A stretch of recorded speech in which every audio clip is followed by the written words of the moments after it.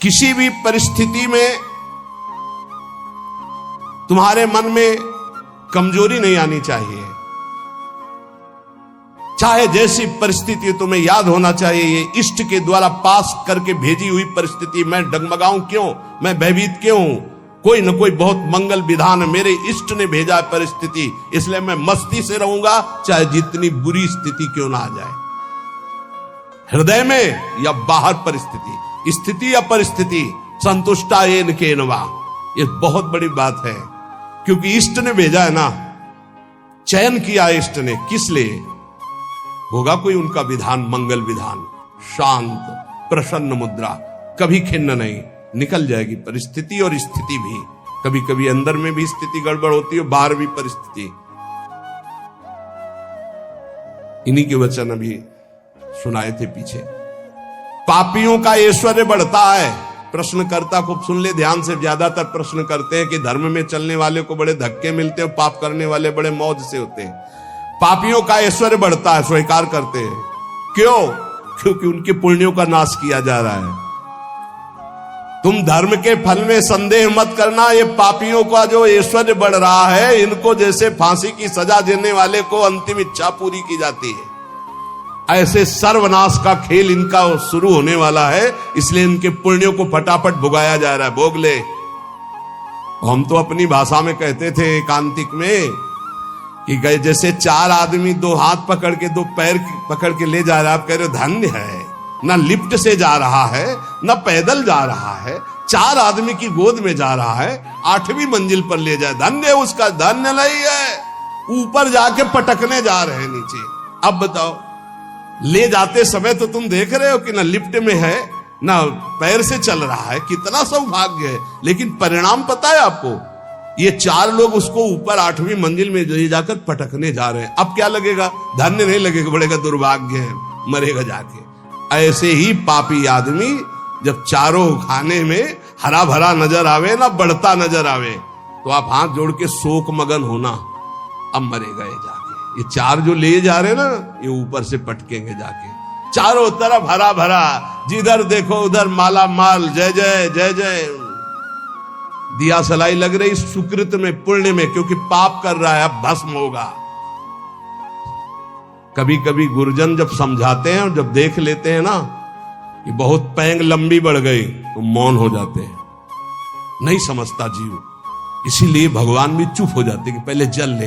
अच्छा, भगवान जानते कि तू मेरा अंश जलेगा, है नहीं, तेरी कपड़ा जलेगा। ये नयनम छिन्दन्ति शस्त्राणि नयनम दहति पावकः न चैनम क्लेदयन्त्यापो न शोषयति मारुता। भगवान का बच्चा आग नहीं जला सकती, शस्त्र नहीं छेद सकता, जल नहीं डुबो सकता, वायु नहीं सुखा सकती। तो अगर डूब रहा है, मर रहा है तो मर, क्योंकि आत्मा को कुछ होना नहीं, और तेरे पाप किया है तो भोग। भगवान ऐसे देख रहे हैं। तुम कहोगे बड़े दयालु है, नहीं, इस समय दयालु नहीं, दयालु जान रहे हैं कि मेरे अंश को कोई फर्क नहीं पड़ना, शरीराभिमानी पाप किया है, भोग ले। इसलिए वो अग्नि रूप भी हैं, वो जल रूप भी हैं, वो अपने में ही डुबो रहे हैं। किसको? अपने आप को। तुम्हें क्या फर्क पड़ रहा है? कुछ नहीं। हमारी भाषा समझ लो। कहें भगवान अब कहां गया, क्यों नहीं बचाया इनको, क्यों बचाए? उस समय जब उपदेश कर रहे थे कि ऐसा नहीं करना, तब तूने माना, नहीं माना तो भोग। तो बोले दया क्यों नहीं है? दया इसलिए नहीं कि असली वाले को जलन नहीं होगी और नकली वाला बचेगा नहीं। क्या? ये नकली है, यही जलेगा। असली जो भगवान का अंश है, उसमें कोई ताप नहीं लगता। तो इसलिए भगवान शरीर, जैसे ये कपड़ा जल जाए तो अपने को क्या फर्क पड़ेगा, हम तो बच गए। बोले बड़ी कृपा, हम बच गए, कपड़ा जल गया। ऐसे ही कपड़ा जलता है, हम बिल्कुल नहीं जलते, हमें न कोई शस्त्र छेद सकता है, ना अग्नि। तो ये जब भगवान का अंश जीव है, भगवान ये जानते, इसलिए दया नहीं करते। अब कोई सही ढंग से चले और फिर उसके कपड़े में भी खरोच आने की बात होगी तो भगवान नहीं आने देंगे। और तुम दूसरों के शरीरों को भून भून के चटनी के साथ खाओ तो बिना चटनी के आग तुम्हें भून देगी। हमारी बातें बुरी लगेगी, लेकिन लिख लो, बिल्कुल फायर विकेट तब आएगी जब भून के तैयार हो जाओगे। पहले बूंद नहीं पानी मिलेगा, क्योंकि तुमने चटनी लगा के खाया है। वो अग्नि देव बिना चटनी के तुम्हें खा जाएंगे, क्योंकि वही अग्नि भगवान का स्वरूप है। इसीलिए कहते हैं कि होश में ये मांस खाना, मदिरा पीना, व्यभिचार करना, पापाचरण करना बंद कर दो। प्रभु अभी तक जो हुआ अब लो नसानी, अब ना नसइयो, नहीं खतरे में हो तुम पक्का। तुम्हें नहीं दिखाई दे रहा है, कोई अविनाशी शरीर नहीं तुम्हारा। इस शरीर के लिए पापाचरण करके कभी सुखी नहीं हो सकते। तो पापियों के ऐश्वर्य को देखकर अधर्म को धारण करने वाले कभी संदेह मत करना। इनको ऐसे सुख दिया जा रहा है जैसे फांसी की सजा देने वाले को अंतिम इच्छा पूर्ति की जा रही है। बुद्धि बदल जाती है, बुरी दशा आने के पहले बुद्धि बदली जाती है। आप ना आवे ताई तहां ले जाए, वहीं ले जाएगी जहां उसका नाश होना है। बहुत सावधानी से, कोई गलती हो जाए, कोई पाप हो जाए तो तत्काल महापुरुषों से मिलो, संतों से, कि हमने ये अपराध कर दिया, उसका प्रायश्चित बता दो या हमें दंड दे दो और आगे से कभी नहीं करूंगा, अब मुझे उपाय बता। वो जो बोले, वृंदावन की परिक्रमा लगा लो, उपवास कर लो, ऐसा कर लो, बस बिना विचारे कर दो। उनके वचन से पाप नष्ट हो जाएंगे। क्रिया मात्र तो केवल एक निमित्त है, उनके वचन की तुम ये कर लो, ये ठीक हो जाएगा। तुम्हारा जीवन नष्ट नहीं हो पाएगा। यदि कोई गलती हो जाए तो उसका प्रायश्चित कर लो। देखो, जो भगवान का भजन करते हैं, कभी भगवान से कुछ मांगते नहीं, उनकी पूरी जिम्मेवारी भगवान स्वयं ले लेते हैं। अगर तुम मांगना ही है तो भगवान से भजन मांगो, भजन कि मेरा निरंतर भजन बनता रहे। तुम अल्पज्ञ हो, भजन के सिवा और जो भी मांगोगे वो धोखा हो जाएगा, कोई लाभ नहीं है। ध्रुव जी को भी बड़ी अशांति हुई थी परम पद मिलने का, अटल पद भी मिलने के बाद। यदि तुम भजन करने वाले हो तो तुम्हारी निंदा होगी पक्का। भीतर ही भीतर जब निंदा हो तो प्रसन्न होना, उससे कभी शत्रुता मत करना, क्योंकि वो निंदा करने वाला कृपा करके भगवत प्राप्ति में जो बाधक पाप है उसको वो ले रहा है। बड़ी कृपा है। निंदा करना दूसरों के पापों को लेना है, अपने को तो करना नहीं है। दूसरा कोई अपनी निंदा करे तो बहुत प्रसन्न होना है। कितना महान है कि जो हमें भगवत प्राप्ति में बाधक बाहु थे उनका वो अपहरण कर रहा है। बिना प्रयास के, बिना प्रयत्न के, बिना भोगे तुम्हारे प्रारब्ध का नाश करने की सामर्थ्य निंदा में है, जो तुम्हारी दूसरे निंदा करते हैं। बड़े कृपालु हैं। इसलिए निंदक को परम सहायक मित्र मानना चाहिए। निंदक नियरे राखे आंगन कुटी छवाए, समीपे रहे जिससे कोई चूक ना होने पाए, हर गलती वो हमारी देखे। और भगवान बड़े कृपालु हैं। निंदक को सूक्ष्मदर्शी लगाने की जरूरत नहीं होती, सीसी कैमरा लगाने की जरूरत नहीं होती। उनके कान और नेत्र वहीं लगे रहते हैं और वो एक एक बात पकड़ करके साधु की और उसको निर्मल करते रहते हैं। इसलिए धन्य है, प्रणाम है, स्वस्थ रहे निंदक। अंतिम में उनको भगवत प्राप्ति हो, क्योंकि हमें भगवत प्राप्ति में बड़ा सहयोग किए। निंदा करने वाले महान मित्र हैं जो हमारे प्रारब्ध को बिना भोगे वो काट देते हैं। दूसरों की निंदा करने से जो हमारे पाप नष्ट होते हैं, अपनी प्रशंसा करने से अपने पुण्य और तप नष्ट हो जाते हैं। अपने मुख से कभी अपनी प्रशंसा न करे, दूसरे जो हमारी निंदा करते हैं उसे चैन से, आनंद से सुन ले कि हमारे ऊपर भगवान की बड़ी कृपा है, बड़ा पावन किया जा रहा है। जब तक तुम्हें आत्मानंद का अनुभव न मिले, भगवदानंद का अनुभव न मिले, तब तक विषयानंद से दूर रहना, विषयानंद के भोगी पुरुषों से दूर रहना। भगवदानंद का अनुभव करने वाला चक्रवर्ती सम्राट को भी एक तिनके के बराबर समझता है। सुरपति नरपति लोकपति जिनके भावे घास। भगवदानंद का अनुभव करने वाला चक्रवर्ती सम्राट को वही तिनके के समान समझता है। वो अंदर से देख लो, प्रभु के प्रति भाव है या धन के प्रति या पद के प्रति, तो वैसे ही हो जाएगा। भगवदानंद जिसको अनुभव हुआ, सुरपति नरपति लोकपति जिनके भाव है घास, ये बात अंदर से समझो। अपमान किसी का करना नहीं, पर अंदर से किसी के प्रति ऐसा भाव न रहे कि धन को लेकर, रूप को लेकर, अभिनय को लेकर, पद को लेकर के हमारा गर्व है कि हमारे पास अमुक आए, हमारा गर्व है कि हमारे पास परमहंस आए, अवधूत आए। हमारा गर्व, ये उनका सौभाग्य है कि उनको एक बार इस रज में माथा रखने का सौभाग्य मिला। ऐसा करो कि अब कुछ करना न पड़े, ऐसा करो कि मां के गर्भ में वास अब ना करना पड़े, ऐसा करो कि मनुष्य जन्म अभी आखिरी जन्म हो और हम श्री भगवान को प्राप्त हो जाएं। अगर माली से संबंध रखोगे तो पुष्प वाटिका का कोई भी फूल तुम चयन कर सकते हो। ऐसे ही यदि तुम भगवान से संबंध रखोगे तो अनंत ब्रह्मांड भगवान की पुष्प वाटिका है। किसी भी ब्रह्मांड में स्वतंत्र रूप से तुम जा सकते हो। कैसे? जैसे माली के होकर बगीचे में घूमो, आनंद ले रहे हो, कोई फर्क नहीं पड़ता। लेकिन एक जंगल में जाके भटक गया है वो, और एक जो माली के साथ उसी जंगल में आनंद ले रहा है वो, एक जो जेल में कैदी बना है वो, और एक जो जेलर बनकर वहां कैदियों के बीच में है वो, दोनों में अंतर है। अब कैदी बन के नहीं रहना, अब जेलर बन के रहना है। अब भटकना वाला नहीं स्वरूप है, अब माली के साथ रहकर भ्रमण करना है, आनंद लेना। अनंत ब्रह्मांड मेरे स्वामी के हैं और स्वामी की स्मृति के साथ कोई भय नहीं। अब ये कर्म बंधनों की जेल में नहीं रहना, ये मनुष्य शरीर पाकर अब स्वतंत्र होना है। ये बात अंदर बैठा लो। विषयी का संग साक्षात काले सर्प के संग के समान समझो। विषयी पुरुष का संग, ये विषयी पुरुष विष के समान है। इनके स्पर्श से, इनके संभाषण से, इनके दर्शन से इनके शरीर में चिपटे रहते हैं ऐसे परमाणु, जो तुम्हारे अंदर आएंगे और तुम्हारे भजन को जलाकर राख कर देंगे, भजन की वृत्ति को जला के राख कर देंगे। जितनी जल्दी हो सके अपने को जलने से बचाना चाहते हो तो विषयी पुरुषों का संग छोड़ दो। संगम त्यजेत मिथुन व्रतिनाम मुमुक्षु, बहुत बड़ी बात है, इसको अंदर से समझ लो।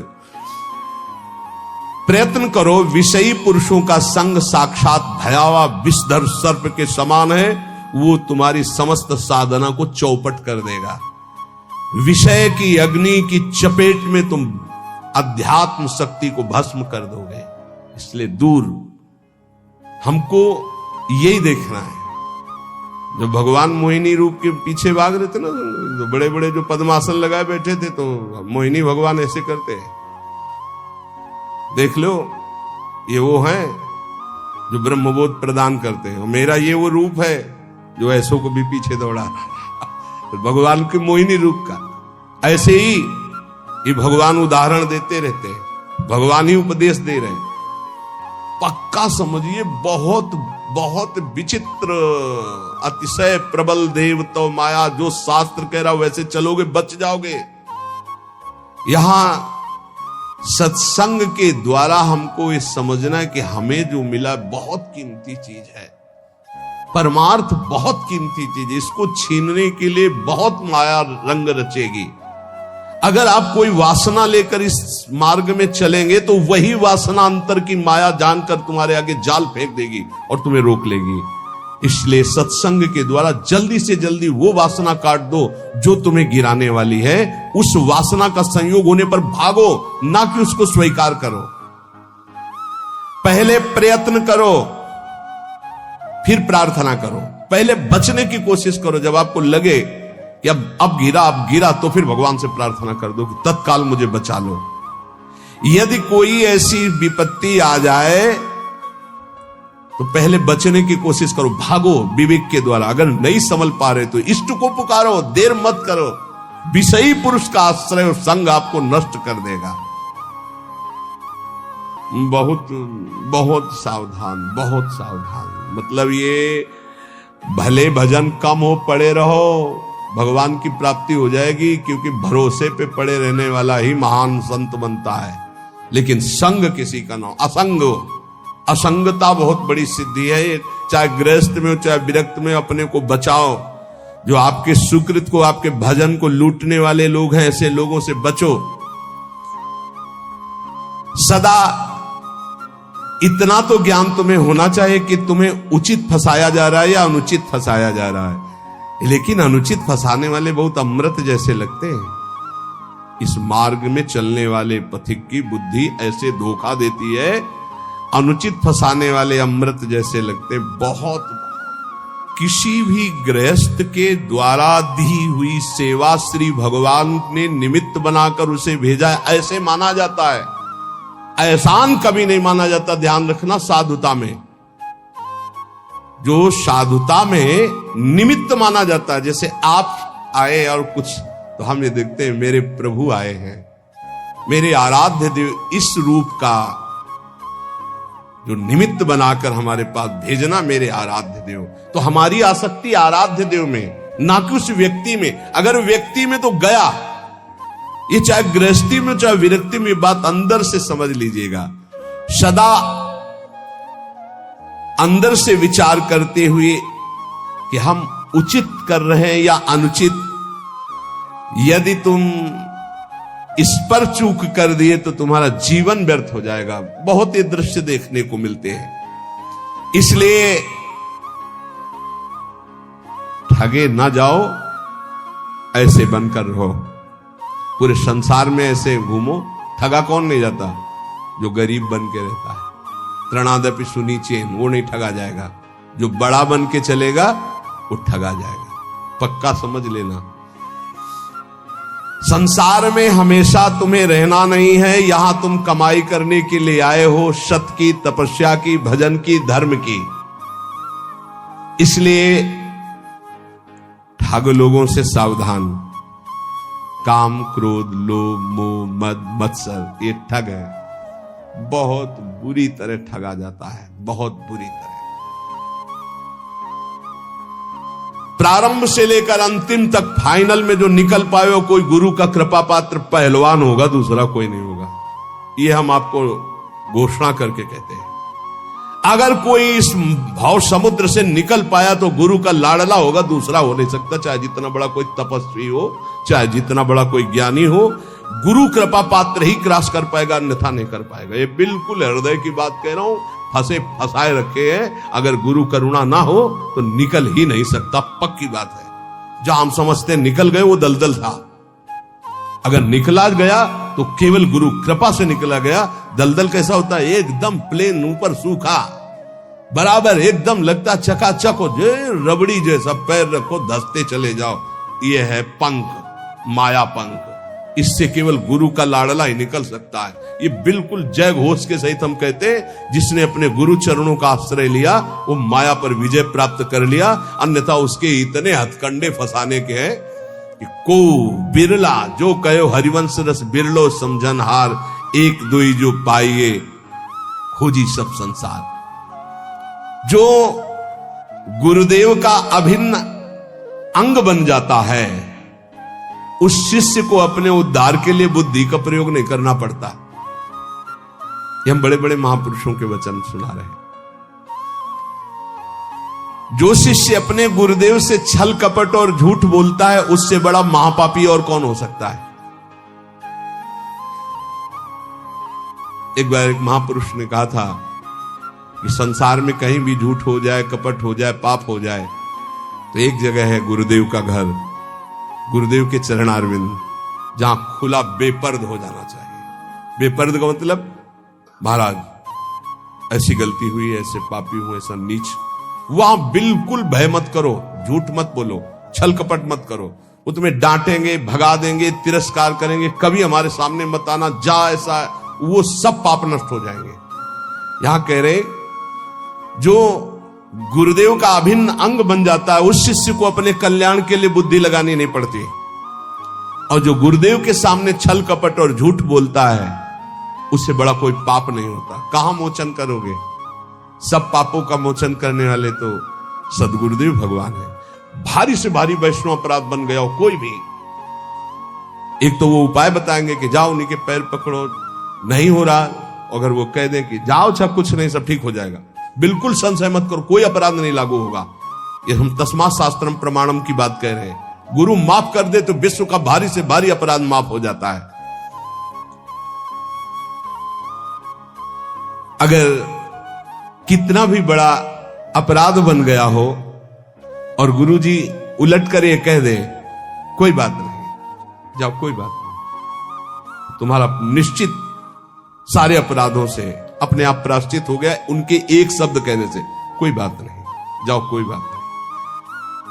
बड़े से बड़े अनर्थ का नाश गुरुदेव के एक शब्द से हो जाता है, जाओ कोई बात नहीं। वेद शास्त्र को सामने रखकर अत्याचार अनाचार करना, झूठ बोलना, कपट करना, तो क्या तुम्हें यह पता नहीं कि प्रभु घट घटवासी हैं? क्या वो प्रभु नहीं देख रहे कि तुम शास्त्र को सामने रख करके क्या आचरण करते हो, क्या बोलते हो? तो शास्त्र गुरुदेव यही तो तुम्हारे कल्याण के लिए है। कम से कम शास्त्र का प्रवचन, शास्त्र की वार्ता और गुरुदेव के शब्द, गुरुदेव के प्रवचन, गुरुदेव की वार्ता, इसी तो अपने जीवन में सत्य मानकर उतारो। एक मनुष्य ने प्रश्न किया गुरुदेव से कि महाराज, भगवान नाम से सुना है कि सब काम हो जाता है, तो फिर संध्या, तर्पण, यज्ञ, दान ये सब करना चाहिए कि नहीं करना चाहिए?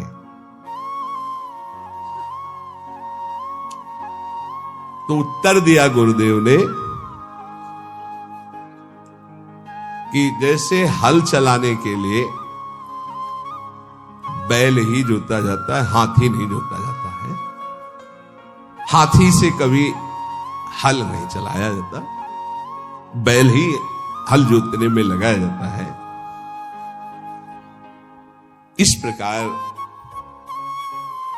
जैसे दान देना है या संध्या तर्पण आदि करना है या और अन्य कार्य है, भगवान नाम बड़ा महान साधन है, उसको केवल भगवत प्राप्ति के लिए रखो। व्यवहार में जो कर रहे हो, ये दान है, ये पुण्य है, ये तीर्थ स्नान है या संध्या तर्पण है या और ये सब छोटे छोटे कार्य हैं, इनके लिए नाम का प्रयोग ये जहां जैसा अवसर आवे वैसा कर दो। अपनी नाम निष्ठा को प्रकाशित मत करो और नाम को केवल भगवान के लिए रखो। अजित भगवान को जीतने के लिए नाम है, उसका साधारण कार्यों में प्रयोग नहीं, उसका साधारण कार्यों से समानता मत रखो। वो एक असीम अनंत सामर्थ्यशाली सुमिर पवन सुत पावन नामो अपने बस करी राखे रामो। महाराज, कई लोग ऐसा कहते हैं कि स्त्रियों को गुरुमंत्र नहीं लेना चाहिए, स्त्री का तो एकमात्र पति ही भगवान है, पति का ही सेवन करने से उसे भगवत प्राप्ति हो जाती है। तो ये कहां तक सत्य है महाराज? तो उनका भगवत प्राप्ति शब्द अलग है। लौकिक धर्म में पति पत्नी धर्म है, लेकिन भगवत प्राप्ति में शरीर धर्म को लेकर पति पत्नी है ना, भगवत प्राप्ति अध्यात्म धर्म से है, आत्म स्वरूप से। अगर पति पत्नी का ध्यान करते हुए मरे तो स्त्री शरीर को प्राप्त होगा ना। पुरंजन को देखो भागवत में पढ़ के, और अगर स्त्री पति का ध्यान करते हुए तो पुरुष शरीर को जाएगी ना, पुरुष शरीर अगला बनेगा, योनि से तो मुक्त नहीं होगा ना, योनियों से तो मुक्त नहीं होगा। चाहे पुरुष हो या स्त्री हो, अगर उसको संसार से मुक्त होना है तो भगवान का भजन करना ही पड़ेगा। ध्यान रखना, ये लौकिक धर्म के अंतर्गत है। शास्त्रों में पति की सेवा करते हुए, पति की आज्ञा में रहकर संयम नियम पूर्वक खूब नाम जप करते हुए भगवत प्राप्ति, भगवत प्राप्ति के लिए भजन करना ही पड़ेगा। वारि मथे ग्रत हुए बरु सिकताते बरु तेल, बिनु हरि भजन न बहुतरिया सिद्धांत पेल। स्त्रियों को चाहिए कि अपने पति में भगवत भाव रखते हुए भगवान का नाम जप करते हुए उनकी सेवा करें, तो वो इस मानव देह का परम लाभ प्राप्त करके भगवान को प्राप्त हो जाएंगी। और अगर भगवान का भजन नहीं हो, केवल शरीरासक्ति है, तो शरीर बदलते रहेंगे, भगवत प्राप्ति नहीं होगी। योनि से मुक्त होने के लिए भगवान का भजन अत्यंत आवश्यक है।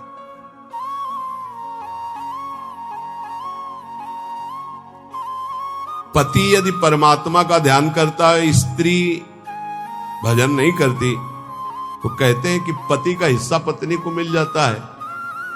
ये छोटे छोटे इसलिए प्रश्न प्रायः ये सबके रहते हैं, ये भी प्रश्न हुए।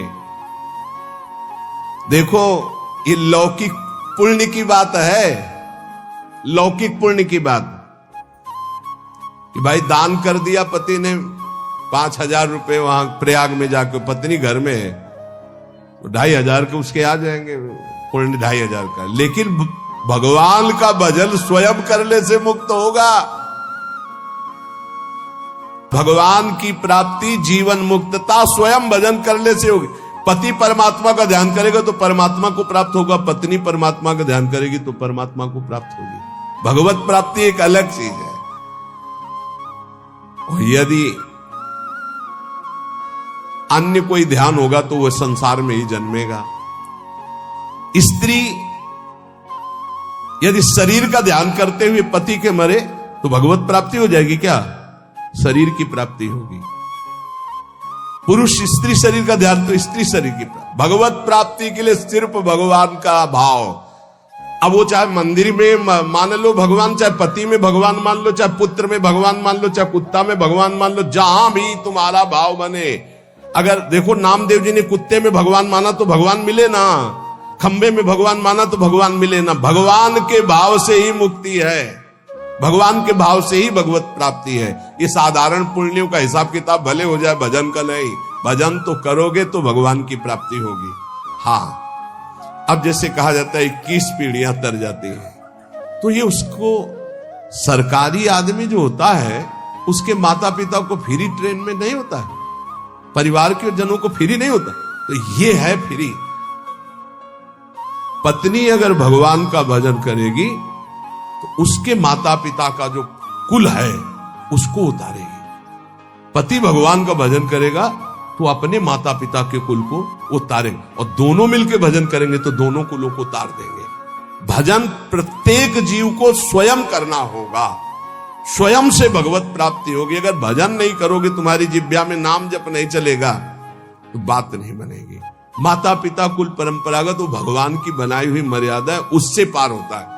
जब भारत सरकार ऐसी व्यवस्था कर देती कि जो सरकारी आदमी होता है उसको गाड़ी बंगला मिलता है, उसके परिवार को जो सरकारी जैसे ट्रेन आदि उसमें फ्री आने जाने की कई व्यवस्थाएं हो, तो ऐसे ही भगवान ने व्यवस्था कर दी कि जिस कुल में भगवान का भगवत प्राप्त महात्मा पैदा हुआ तो उसकी आगे की पीढ़ी पीछे की पीढ़ी 21 पीढ़ियां तर जाती है, तो भगवान जैसा चाहे वैसा करे। लेकिन यहां जो प्रसंग चल रहा है कि पति भजन करे पत्नी मनमानी करे तो पत्नी नरक जाएगी और पति भगवान को प्राप्त होगा।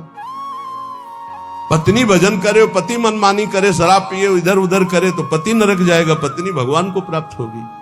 क्योंकि लौकिक संबंध ये है, पारलौकिक तो हम सब भगवान के अंश है ना।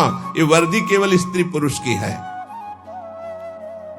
हमारा भाव समझ लिया जाए कि स्त्रियां अपने पति की सेवा में रहें, पति को भगवान का स्वरूप माने और खूब भगवान का नाम जप करें। श्री कृष्ण का स्वरूप मानकर पति की सेवा करना और श्री कृष्ण नाम जप करना, इन दोनों बातों से उनको भगवान की प्राप्ति हो जाती है। ध्यान दीजिए, स्त्री को जब मृत्यु का समय आता है तब पति के बाह्य स्वरूप का ध्यान नहीं, पति के आंतरिक स्वरूप का, आंतरिक स्वरूप श्री कृष्ण, उनका ध्यान करते हुए शरीर छूटे तो भगवान की प्राप्ति हो जाती है। बार बार मृत्यु के चक्र से बचने के लिए एकमात्र परमात्मा का ध्यान, चाहे स्त्री हो चाहे पुरुष, आत्यंतिक मृत्यु से छुटकारा केवल भगवान के भजन से मिलता है। इसलिए कोई भी हो, भगवान का नाम जब निरंतर करो, सब कल्याण ही कल्याण है। ये जो महापुरुषों के अलग अलग संतों की हम बातें चयन करके लाते हैं, आपको सुनाते हैं, आप इनका मनन कीजिए और अपने जीवन में उतारिए। यहाँ के सत्संग का एकमात्र उद्देश्य है भगवत प्राप्ति।